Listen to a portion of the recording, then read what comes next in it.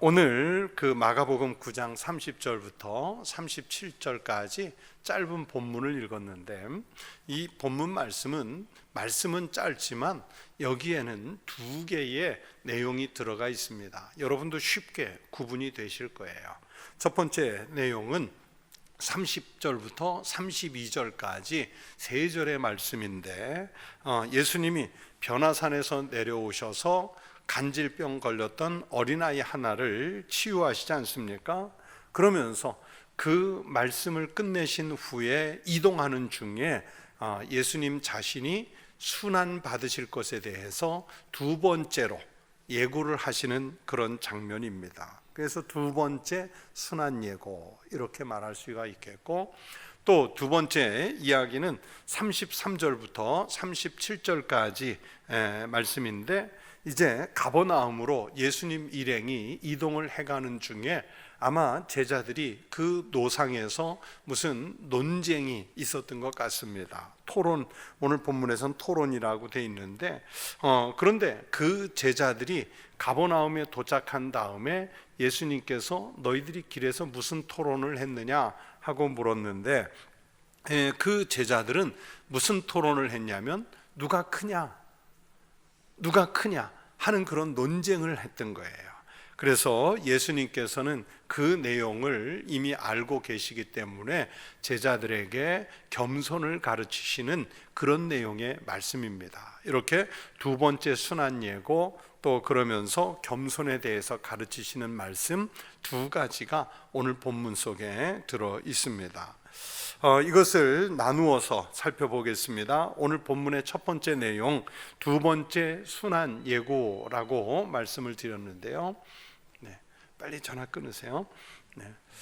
두 번째 순환 예고라고 말씀을 드렸는데, 이것과 같은 내용의 말씀이 당연히 공관복음에 또 있겠죠. 예를 들면 마태복음 17장 22절부터 23절, 누가복음 9장 43절부터 45절, 그리고 오늘 본문 마가복음 9장에 이렇게 세 군데, 이 세 복음서는 공관복음이라고 그랬죠. 그래서 같은 내용의 말씀이 이렇게 병행해서 나오고 있습니다. 마가복음을 기준으로 볼 때 마가복음 8장 31절, 우리가 지금 9장을 보고 있는데 앞에 장 8장 31절 이하에 보시면 예수님께서 자신이 순환당할 것을 한번 예고하셨어요. 그게 1차 예고고요. 그러면서 오늘 본문에서 하시는 말씀은 2차 예고, 순환 예고입니다. 공관복음서에서는 총 예수님의 순환 예고가 4차례 소개가 되고 있습니다. 어떻게 소개가 되느냐? 첫 번째는 베드로의 신앙 고백에 의해서 예수님이 메시아가 되신 것을 공개했지요.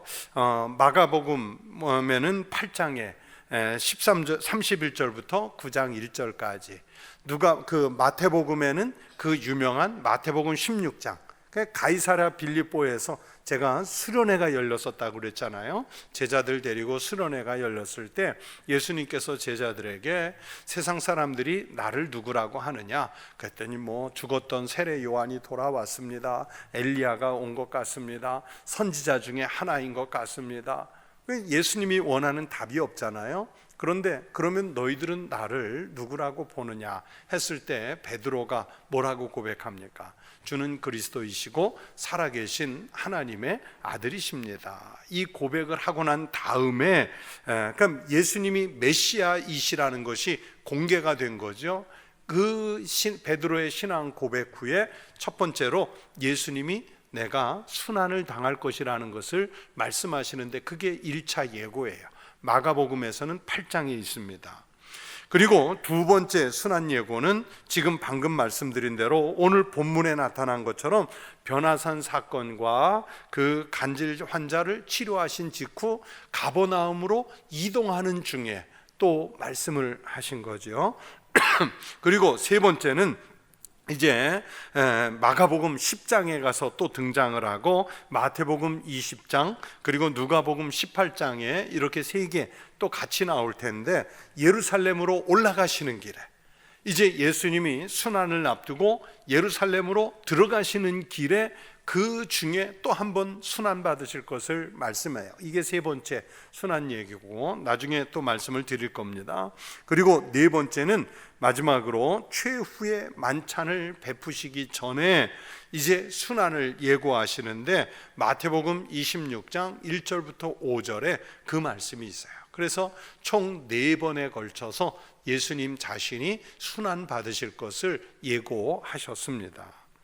그런데요, 이 4개의 순환 예고의 말씀들을요 각각 비교하면서 성경 말씀을 읽어가면 예수님의 이 십자가 순환 과정과 그러면서 점점 십자가로 갈 수밖에 없는 그 상황이 더욱 구체화돼 가는 것. 처음에는 막연한 것 같았는데 말을 하면 할수록 이렇게 점점 더 상황이 구체화되어 가는 것을 우리가 알 수 있습니다. 그래서 31절 말씀이 바로 예수님께서 하시는 순환 2차 순환 예고의 말씀입니다. 31절을 보세요.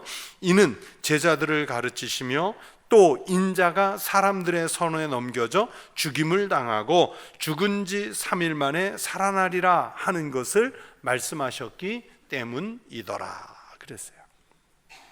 여러분, 예수님께서 여기 31절에서 인자가 사람들의 손에 넘겨져 라고 말씀하시는 것은 이제 예수님이 반대자들에게, 즉 예수님을 지금 호시탐탐 노리면서 붙잡아 무슨 죄목이라도 올가매려고 하는 사람들에게 체포될 것이라는 것을 알리시는 거예요. 오늘 이 말씀을 하시기 전에 8장에서 변화선에서 예수님께서 영광스럽게 변하셨죠. 또 그러면서 큰 귀신 들린 아이를 고쳐주셨죠. 그러니까 변화산에서 영광스럽게 변화하신 모습이나 제자들이 해도 못했던 그 큰 귀신 들렸던 아이를 고치신 사건이나 이건 어떤 공통점이 있습니까? 하나님의 큰 영광의 권능을 보여주신 거예요. 영광을 보여주신 거예요. 그것은 예수님 자신이 하나님과 동일한 그런 권능을 가지고 계시는 메시아 그리스도라는 것을 밝히시는 거죠. 그러면서 동시에 영광만 보여주시는 것이 아니라 동시에 고난을 예고하고 있습니다. 메시아 그리스도는요 이미 구약에서부터 그 예언이 됐어요. 메시아가 이 땅에 오시면, 그리스도가 이 땅에 오시면 고난의 종이라는 것을 말씀하셨어요. 즉 메시아는 이 땅에 오시면 한 손에는 영광이, 한편에는 고난이, 이게 같이 오는 거예요. 그래서 가장 구체적으로 보면 메시아가 오시면 어떻게 고난을 받을지 이사야 53장에서 이사야 선지자는 아주 길게 묘사를 했는데요. 그래서 이사야 53장을 고난받는 종의 노래 이렇게 얘기하는데, 자, 그 중에서 뭐 다 읽을 수는 없으니까 53장 3절 말씀만 보시면 이렇게 말씀하세요. 그는 여기서 누구를 말씀하냐면 메시아 그리스도를 말씀하네요. 지금 우리가 읽고 있는 이 성경에서는 예수님을 말씀하시는 거예요. 그는 멸시를 받아 사람들에게 버림을 받았으며 간고를 많이 겪었으며 질고를 아는 자라. 마치 사람들이 그에게서 얼굴을 가리는 것 같이 멸시를 당하였고 우리도 그를 귀히 여기지 아니하였도다. 여러분, 이사야 선지자의 이 예언에서, 메시아 예언에서 주목해 봐야 할 것은 우리도 그를 귀히 여기지 아니하였도다. 여러분, 메시아가 이 땅에 오실 때 막 천군 천사 동원해서 하늘에 호령소리가 울리고 땅이 진동하며 막 그렇게 영광스러운 모습으로 오시는 것이 아니기 때문에 낮고 천한 종의 모습으로 오실 것이라는 것을 예언하셨기 때문에 사람들이 몰라보는 거예요. 그러면 그 시대, 그 역사 속의 사람들만 몰라보느냐? 오늘도 우리도 몰라봐요. 심지어 교회에 열심히 다닌다고 하는 우리들조차도 메시아 그리스도 귀한 것을 몰라보는 거예요. 그래서 선지자 이사야는 우리도 그를 귀히 여기지 아니하였노라 말씀하시는 거예요. 즉 사람들이 메시아를 몰라보고 박해할 것이라는 것을 선지자 이사야는, 아니면 다른 선지자들은 예고하고 있죠. 멸시를 받아 사람들에게 버림받을 것이고, 간고를 많이 겪을 것이고, 질고를 알고 마치 사람들에게 얼굴 가리는 것 같이 멸시를 당할 것이다. 누가? 메시아가, 그리스도가 오시면 예수님이 그런 고난을 받으실 것이라는 것을 선지자들은 알고 있었던 거예요. 그래서 예수님은 그것을 제자들에게 미리 알려주고 계시는 거죠. 여러분, 예수님께서 이 순환의 예고를 하신다는 것은 메시아가 오신 뜻을 이해하라는 의미에서 말씀하시는 것입니다. 그리스도가 왜 오셨을까요? 이 땅에 무슨 부귀영화를 일으키고 이 땅 사람들에게 유명세를 얻고 이 땅 사람들을 하늘의 권세로 강압 통치하기 위해서 오셨을까요? 아닙니다.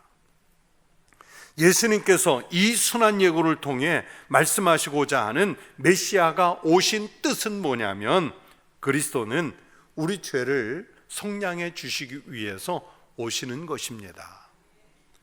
또 그러면서 예수 그리스도가 메시아로 오시는 것은 십자가의 그 고난을 몸소 당하실 고난의 종으로서 오셨다는 뜻입니다. 동시에 하나님의 아들로서 존귀와 영광을 받으실 주님, 그러니까 예수님은 고난받을 것만 사흘 만에 살아날 것도 말씀하시잖아요. 그런데 제자들은 지금 사흘 만에 살아날 것은 안중에도 없어요. 뭐만 생각합니까? 고난받으신다는 얘기하니까 아차, 이거 큰일 났다. 그것만 생각하는 거예요. 그것만 생각하는 거예요. 예수님은 십자가의 고난을 몸소 당하실 고난의 종인 동시에 하나님의 아들로서 존귀와 영광을 받으실, 즉 부활하실 주님이시라는 것을 기억하라고 말씀을 주셨어요. 왜 그렇게 하셨습니까? 우리 죄를 속죄하시기 위해서, 우리를 속량해 주시기 위해서 메시아로 그렇게 오셨다는 뜻입니다. 그런데 앞서 변화산에서 보인 반응이 있잖아요.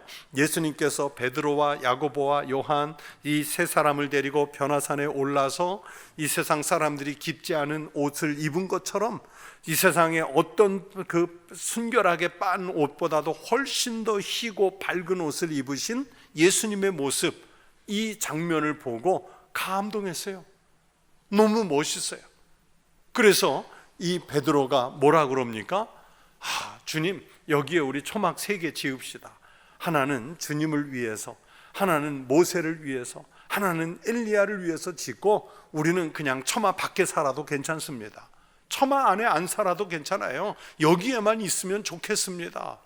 이게 그 제자들의 반응이었잖아요. 그 얘기는 뭡니까? 주님을 따라다니면서 영광을 얻는 자리라면 좋겠습니다. 그걸 기대한 거예요. 야, 예수께서 통치하시는 나라가 되면 이런 영광의 자리가 마련되겠구나. 거기에 감동해서 거기에 초막셋을 짓자고 요청을 드린 거예요.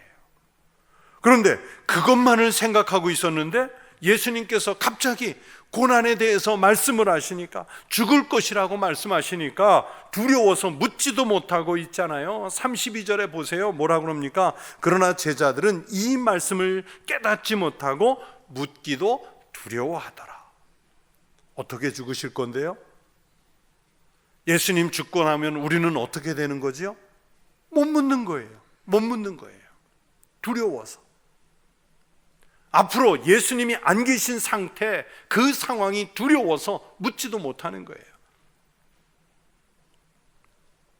우리가 똑같이 그렇습니다. 오늘 본문은 묻기도 두려워했다 그랬는데 마태는 근심했다 그랬어요. 근심했다.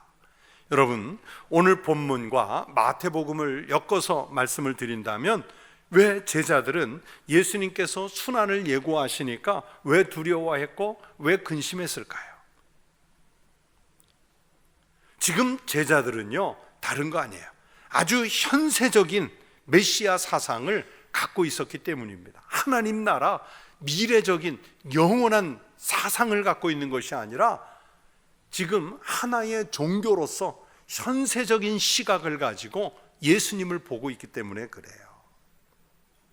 그들이 생각할 때 저렇게 큰 영광과 권능을 가지신 메시아가 단방에 사람들에게 넘겨져서 죽는다고? 여러분, 메시아가 너무 쉽게 죽는 게 이게 얼마나 어처구니가 없습니까? 아무 능력이 없는 우리가 어느 날 길 가다가 인도에 돌진한 차량에 갑자기 죽어도, 땅이 요즘에 맨홀이 자꾸 꺼져가지고 땅이 꺼져서 거기에 사람이 빠져서 죽는다든지 사고가 나도 여러분 황당하잖아요. 날벼락이잖아요. 그런데 저렇게 권능을 가지신, 저렇게 변화산에서 엄청난 영광을 보여주신 메시아가 사람들의 손에 넘겨졌다는 그 이유 하나만으로 가볍게 죽는다고? 현세적인 지금의 이 시선만을 가지고 보는 제자들이 볼 때는 두려운 거예요. 실제로 여러분, 제자들뿐만이 아니라 많은 성도들이 신앙생활을 하면서 고난을 받으려고 하는 이가 거의 없습니다. 예수를 믿으면 영광을 얻겠다. 예수를 믿으면 내가 좀 하는 일이 잘 돼서 부유해지겠다. 예수를 잘 믿으면 하나님께서 나에게 무슨 명예의 관을 씌워주시겠지. 예수를 잘 믿으면 세상 사람들이 누리지 못하는 무슨 엄청난 축복을 받겠지. 그러면서 우리는 그렇게 신앙생활을 한단 말이에요. 여러분, 그것을 기복신앙이라고 그래요. 기복신앙이라고 그래요. 예수 믿는 것 때문에 현세적인 복을 추구하는 것, 이게 기복신앙이라는 말씀이에요. 이 마가복음 강의하면서 종종 말씀드리지 않습니까? 여러분의 기도 제목을 보세요. 정말 하나님의 영광을 위해서, 이 땅에 하나님 나라가 확장되는 일을 위해서 하는 기도 제목이 더 많은가? 아니면 나의 어떤 부귀와 명예와 영광과 자녀와 가족의 평안, 이것을 위해서 기도하는 게 더 많은가? 제가 성지순례를 자주 해보면서 여전히 느끼는 감정이 있어요. 성지순례를 가면 은혜도 있지만은 영적으로는 참 쉽지 않아요. 영적으로 쉽지 않아요. 예를 들면 이런 거예요. 이번에 그 성지순례 간 곳 중에 그리스 북부 마케도니아 쪽이라고 그러죠. 그 데살로니카에서 한 3-4시간 차를 타고 북쪽으로 가면 메테오라라고 하는 죽기 전에 꼭 가봐야 할 5군데 하면 꼭 들어가고 막 그러는 장소인데, 이 메테오라라고 하는 곳이 있어요. 저 암벽을 보세요. 저게 하나가 아니라 곳곳에, 그렇죠? 곳곳에 저런 식으로 저 바위에, 사람이 올라갈 수 없는 저 절벽 위에 저게 있는 게 뭘까요? 집이요? 교회죠, 교회. 수도원들. 저 암벽 위에. 여러분, 저기에 왜 교회가 생겼을까요? 왜 생겼을까요?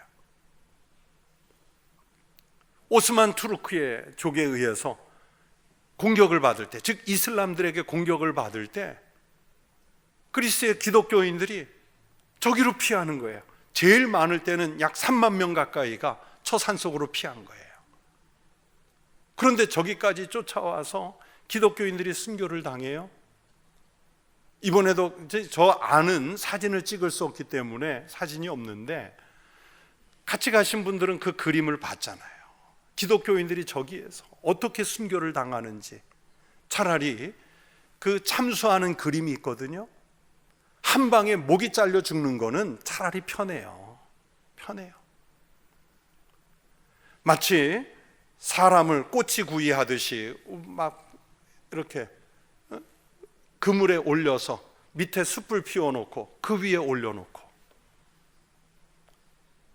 또는 화형을 시키고 사람을 토막내고 사람의 몸을 껍질 벗겨서 죽이고. 근데 그 순간에 예수 안 믿습니다, 난 그리스도를 부정합니다, 한마디만 하면 사는 거란 말이에요. 근데 저기에 도피했던 기독교인들이 그렇게 했을까요? 붙잡히면 나 예수 안 믿어요. 그냥 여기 잠깐 왔다가 지나가는 길이에요. 그랬을까요? 아니에요. 저렇게 범접할 수 없는 곳에 숨어서 신앙생활을 한다고요. 그런데 오늘날 1000년이 지나서 저기를 찾아오는 정말 발 디딜 틈 없이 많은 사람들이 그냥 꽉 차서 다니거든요. 이 더위에 꽉 차요. 그럼 그 사람들은 뭘 보러 왔을까요? 그 많은 사람들은 뭘 보러 왔을까요? 구름같이 찾아온 그 사람들은 풍광을 보러 온 거죠. 압도되는 풍광을. 저 절벽 위에 어떻게 저런 건물을 짓고 숨어 있었을까? 저 바위는 어떻게 만들어졌을까? 그걸 보러 오는 거예요. 그런데 우리는 뭘 보러 가는 거예요?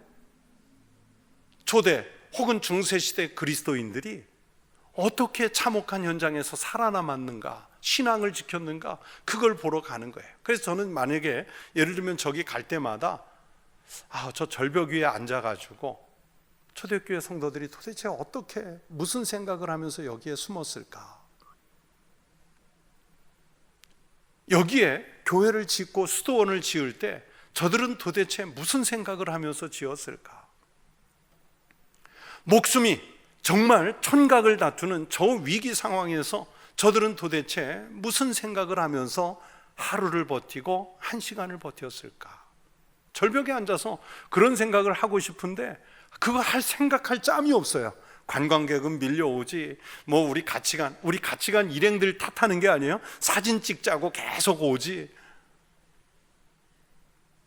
그러니까 정작 거기서 그 순교자들을, 거기서 신앙을 지켰던 우리의 믿음의 선진들을 생각할 짬이 없는 거예요. 뭘 보는 거예요? 지금 현재 눈에 보이는 거, 그걸 보는 거예요. 1000년 전에, 1500년 전에 신앙을 어떻게 지켰는지를 보는 게 아니라고요. 며칠 전에도 마침 우리가 성지순례 갔다 온 다음에 어떤 유명한 유튜버가 저기를 간 사진을 올렸어요. 이렇게 영상을. 근데 그분이 뭘 봤을까요?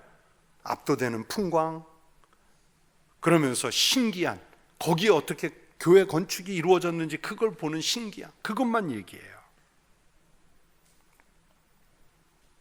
조금 더 묵상하고 내 신앙을 점검하고 앞으로 내가 인생을 어떻게 살아나야 하나, 이런 묵상할 기회가 없는 거예요. 왜냐하면 지금 걸 봐야 하니까. 그것은 저 메테오라뿐만이 아니에요. 로마의 카타콤에 들어가서도 마찬가지고, 에베소에 가서도 마찬가지고, 빌립보에 가서도 다 마찬가지예요. 갑바도기아 동굴교회, 그 지하교회 가서도 다 마찬가지예요. 물론 신앙생활을 통해서 복도 받을 수 있고요, 영광을 얻을 수도 있어요.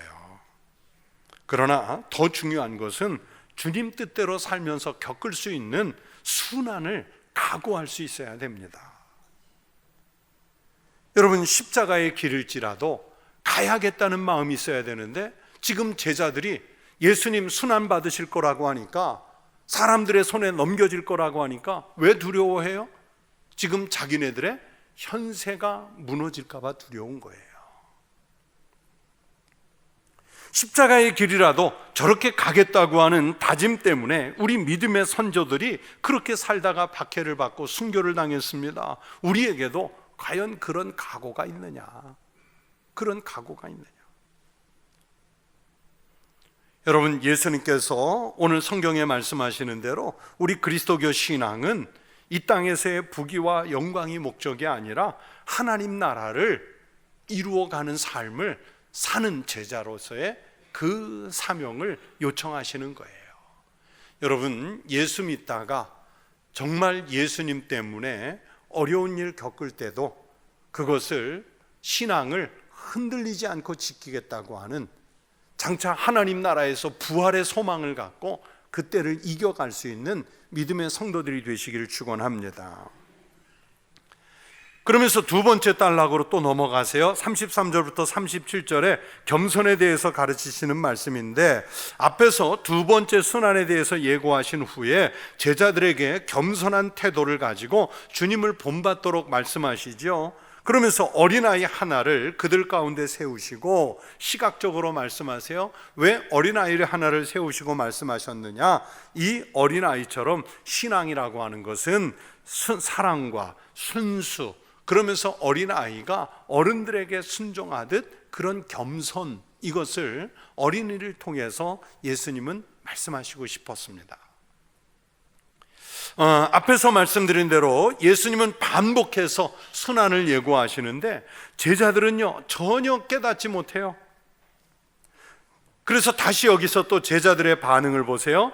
가버나움으로 가는 그 길에 여러분, 제자들이 길에서 논쟁을 했다고 말씀드렸죠. 그 내용이 뭡니까? 논쟁한 내용이 34절에 나오죠. 어떤 말씀입니까? 이는 길에서 서로 누가 크냐 하고 쟁론하였습니다.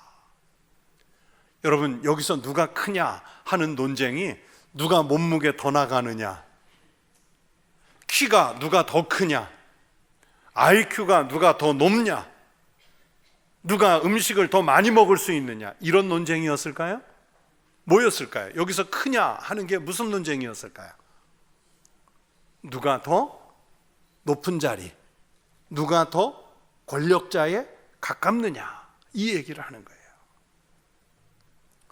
마가복음 8장 27절 바로 앞장에 빌립보 가이사랴에서 베드로가 유명한 신앙 고백을 하죠. 주님은 그리스도이시고 하나님의 아들이십니다. 이 고백 후에 예수님이 8장 31절에서 첫 번째 순환을 예고하셨어요. 뭐라고 말씀하셨느냐? 인자가 많은 고난을 받고 장로들과 대제사장들과 서기관들에게 버림받아 죽임을 당하고 사흘 만에 살아나야 할 것을 비로소 그들에게 가르치시되. 자, 이 말씀에 대해서 베드로가 반응을 보였죠. 8장 32절에 뭐라고 베드로가 합니까? 드러내놓고 이 말씀을 하시니 베드로가 예수를 붙들고 뭐 했어요? 항변했어요. 아니, 예수님, 도대체 왜 그러시는 거예요? 주님 없어지면 우리는 어떡하라고요? 아니, 아무런 보상도 없이 그냥 가신다고요? 그러면서 항변하는 거예요. 자, 이 두 번째 순환을 예고한 후에 다른 제자들도 똑같이 반응하죠. 예수님의 제자로서 누가 윗자리를 차지할 거냐, 여기에만 관심이 있습니다. 즉 앞에 말씀드린 대로 영광을 얻을 생각만 했지 순환에 대해서는 관심이 없어요. 지금 제자들은요, 예수님이 예루살렘으로 올라가시는 것을 보면서, 야, 예수님께서 이제 예루살렘에 가시면 이제 로마 제국도 없어지고 또는 헤롯 가문도 없어지고 바리새인이나 사두개인들의 권력자들도 없애시고 새로운 왕국을 건설하셔서 왕위에 오르실 것이다. 지금 민심은 다 예수님 편이다. 오병이어 기적을 일으켰을 때도 많은 사람들이 예수님을 붙들고 억지로 임금 세우려 하려고 하는 장면들을 그들이 봤잖아요. 그러니까 이제 예수님께서 새로운 왕국을 건설하시면 이 많은 민중들이 다 예수님을 따를 것이다. 그러면 그 예수님이 만드신 새로운 왕국에서 나는 어떤 자리를 차지할 수 있을까? 나는 얼마나 더 높은 자리에 차지할 수 있을까? 자기 것만 생각하는 게 아니라 우리 인간은 꼭 비교의식이 있잖아요. 예수님 따라다니는 저 12 제자들 중에 서열은 과연 어떻게 될 것이고, 누가 영의정, 누가 좌의정, 누가 우의정을 맡을 것이고, 지금 거기에 관심 있는 거예요. 바로 그걸 쟁론한 거죠. 내가 예수님 따라다니면서 그동안 예수님을 얼마나 잘 보필했는 줄 알아? 그러니까 내가 총리를 맡아야 돼. 너는 장관이나 맡아. 이러면서 쟁론하는 거예요. 여러분, 이 제자들은 지금 예수님을 따름으로써 얻을 현세적인 축복, 만족만을 추구하는 모습이고요, 영적인 면에서는 여전히 무지한 존재들이었습니다. 그런데 예수님은 가버나움에 도착한 후에 자리다툼을 하곤 그 제자들에게 하나님 나라의 질서에 대해서 가르치시죠. 여러분, 하나님 나라는 세상의 가치관과 다르게요, 섬기는 자가 큰 자입니다. 그걸 예수님께서 가르치시는 거예요.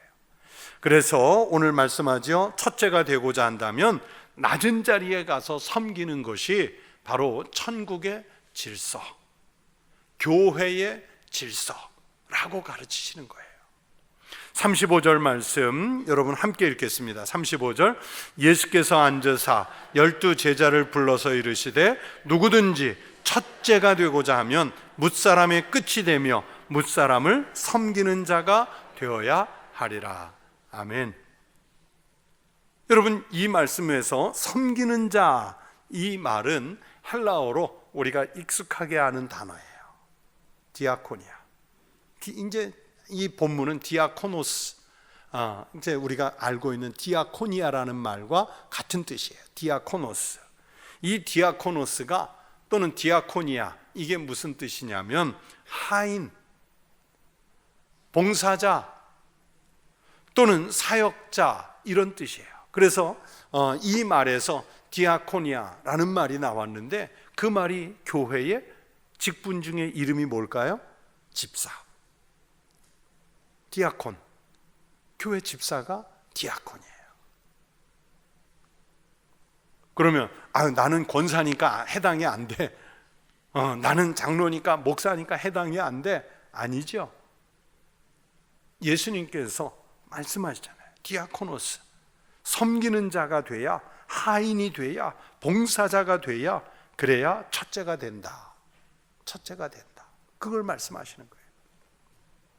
즉 하나님의 나라는 서로 높아지려고 할 때 이루어지는 것이 아니라 우리 모든 그리스도인들이 서로 섬길 때 이루어질 수 있다는 것을 말씀해요. 그래서 섬기는 그 자리는 하나님 나라가 이미 이루어진 거예요. 그러나 서로 높아지려고 쟁론하는 자리는, 거기는 하나님 나라가 오지 못하는 거죠. 이것은 결국 우리가 생각하는 가치관과는 분명히 다르죠. 우리가 아는 세상의 질서, 세상의 가치관은 부자여야 돼요, 높은 자리여야 돼요, 학벌이 높아야 돼요. 그런데 아니에요. 여러분, 우리가 이 말씀을 읽으면서 지금 서로 높은 자리를 갖고 쟁론한 제자들을 탓할 자격이 우리에게 있습니까? 전혀 없습니다. 우리가 그렇게 살고 있는데요, 지금 우리가.